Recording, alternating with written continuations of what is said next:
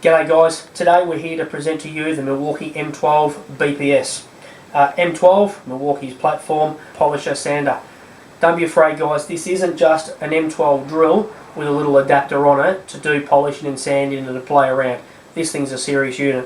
What these guys have done is actually built the gearbox to suit polishing, sanding applications. So you're not going to feel and hear this thing load up as if it's a standard drill trying to do a polishing, sanding application. We'll show you some close-ups straight after we've done some footage. What we've got, guys, in the kit, or even as a skin, what you're going to get is you're going to get a couple of little adapters, which is your standard little roll-in sanding discs, and also a polishing buff here, decent mop, which is just Velcro. So Velcro's on and off.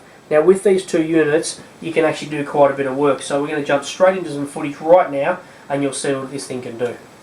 So what we're doing now is we've got the sanding attachment on, and these little sanding discs, they just spin on, so they're quite easy to get different grips and just replace them within a couple of seconds. Most of the time this application is going to be stripping back gaskets and the likes of exhaust connections or off heads or off engine blocks. It is an automotive tool. I'm not into that sort of stuff, so I just thought I'd rip apart a bit of a trailer and show you what the thing can actually do. So as you'll see, it can strip away fairly quick. Depending on the grit of your sanding disc, it is going to strip it away quicker or do a slightly smoother job. You'll also see that it is fairly nimble and you can get into some tight spaces. I suppose this is the key of going M12 and having enough power to be able to go into those smaller spots. It's exactly what you want. You're not going to get into as tight a spots as what you would with a straight grinder, but it is going to fill 90% of the applications where a straight grinder is actually brought in to clean off cylinder blocks and heads and the likes. What you'll now see is I've moved across to the boat.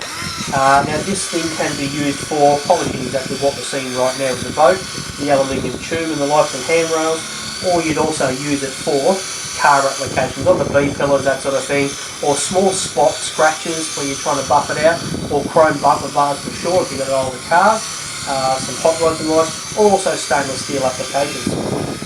It is a really good polishing buff, so again, depending on what compound you use, you'll have different results. Now, first and second gear is imperative here. Your first gear is going to be your polishing. You will not be polishing at the 8300 RPM, which is the top speed of this unit. You'll be polishing in first gear, and then you use your common sense with the variable speed trigger. So as you can see, it does a fair job here. What I want to do though is just show you a nice close-up of this unit. So as we come in here, this is what I'm talking about just in here. There's no adapter, so the guys at Milwaukee haven't tried to just whack an adapter in and get away with a cheap tool that's got a different model number. This is a decent unit. So it's simple as spinning it straight in, and it's all locked in. Press the button at the top, which is your locking button, and tighten it up. And of course, to take it off, it's exactly the same process. So there's no forward and reverse here, you've got forward only. So again, a small distinction between it just being a standard drill and actually built to be a polishing sander. There's no need for the reverse being a polisher sander. So this is a locking button here. So it looks like forward reverse, but that's just a standard locking button.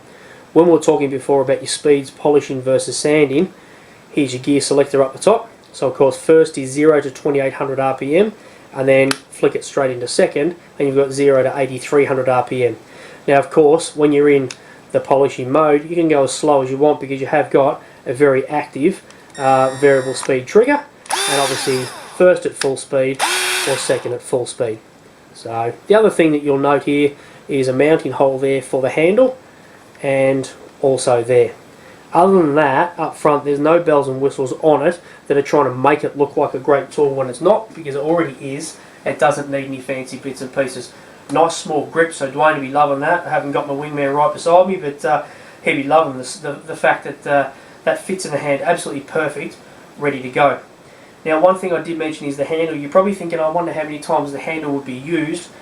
If you're asking that or saying that, I probably agree, but we've always spoken on OTT about the fact that when you've got a moulding there, it costs $1 or $2 for a handle, so why wouldn't you put a handle on every single tool that comes out where it may one day be needed? It opens it up to a lot more people who may have problems with their hands or arms So putting a handle this, I don't think I'd use it very often because it's not a massive high torque application.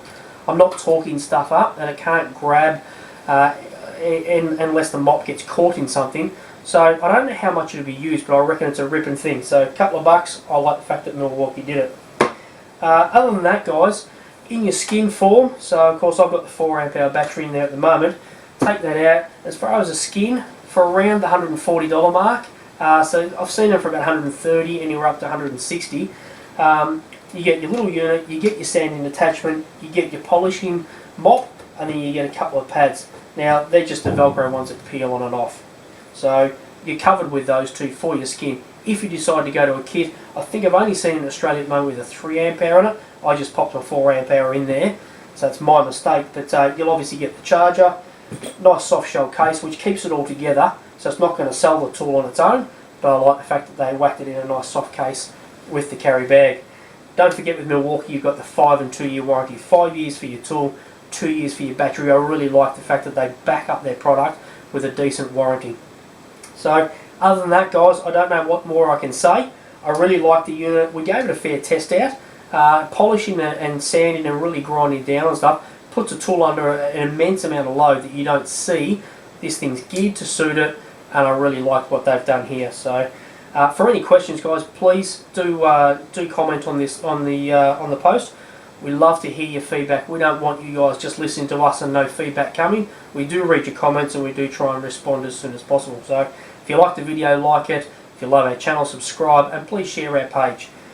So at this stage, I've got not much more to say about the BPS, M12 BPS, ripping unit. Get out there and have a look at one yourself and have a bit of a play. Thanks very much.